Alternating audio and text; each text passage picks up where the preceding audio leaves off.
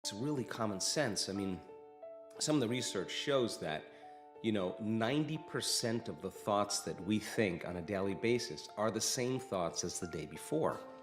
So if you think that your thoughts have something to do with your destiny, and 90% of your thoughts are the same known thoughts that you're always thinking, then your life should stay the same. Because the same thoughts lead to the same choices. The same choices lead to the same behaviors. The same behaviors create the same experiences. The same experiences produce the same emotions. Those same emotions tend to influence the way we think. And our biology, our neurocircuitry, our neurochemistry, our hormones, and even our gene expression is equal to how we think, how we act, and how we feel. And how you think, how you act, and how you feel is called your personality. And your personality creates your personal reality. That's it. So then it makes sense then, if you want to create a new personal reality, a new life, you're going to have to change your personality.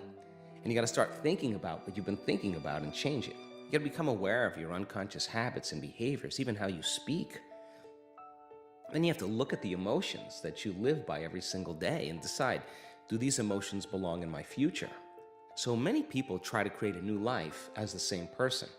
In order to create a new personal reality, you got to change your personality. So the principle in neuroscience says that nerve cells that fire together wire together. Thinking the same way, making the same choices, demonstrating the same actions, creating the same experiences that stamp the same networks of neurons into the same patterns, all for the familiar feeling called you. And you do that for 10 years in a row. Well, you're going to hardwire your brain into a very finite signature because you're firing and wiring that way.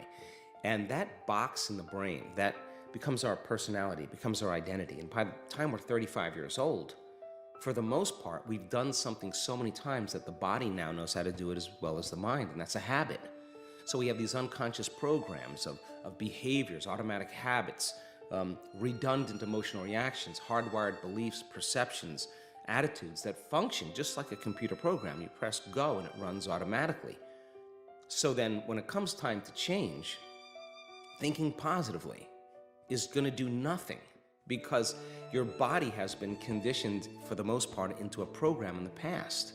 So the thought never makes it to the body because the body's on a different program. So how do we begin to influence the body so that the thought actually produces some type of change? So think about it. If you think an unhappy thought, you're going to feel unhappy. If you think you're a failure, you're going to feel like a failure. Once you feel like a failure, you're going to think you're a failure. And people get caught in these loops of thinking and feeling and feeling and thinking, and that redundancy is a conditioning process because all you need is an image or a picture or a thought and a feeling, a response, a stimulus response.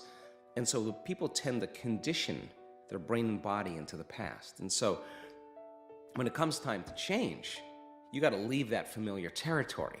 And any choice that you make, if you said, hey, I'm going to eat a better diet, I'm going to wake up early and work out, I'm going to do meditation, the moment you decide to do something differently, get ready because it's going to feel uncomfortable.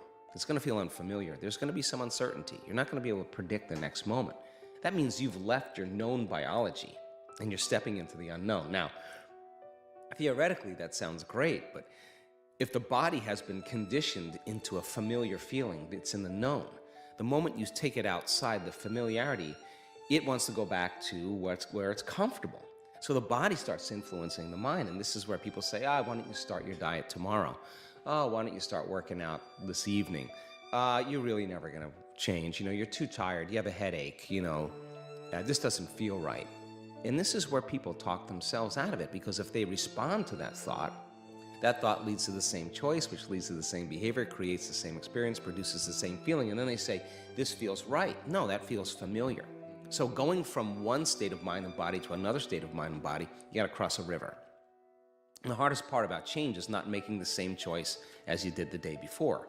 Now, once people understand that they're going to be uncomfortable, then the question is, what thoughts do you want to fire and wire in your brain? What behaviors will you demonstrate in one day? And the act of closing your eyes and rehearsing who you're going to be when you open your eyes begins to install neurological hardware in your brain to look like you've already done it. Now the brain, which is typically a record of the past, now becomes a map to the future. And if you keep doing it, the hardware begins to become a software program and you start behaving differently. And then if you can teach your body emotionally what the future will feel like, that means then you're not going to wait for your wealth to feel abundant or your success to feel empowered or your new relationship to feel love. In fact, the moment you start feeling abundant, you're generating wealth. The moment you start embracing empowerment, you're stepping towards your success. The moment you're in love with yourself and you're in love with life, you start creating equals in your life. Now that's causing an effect in your life.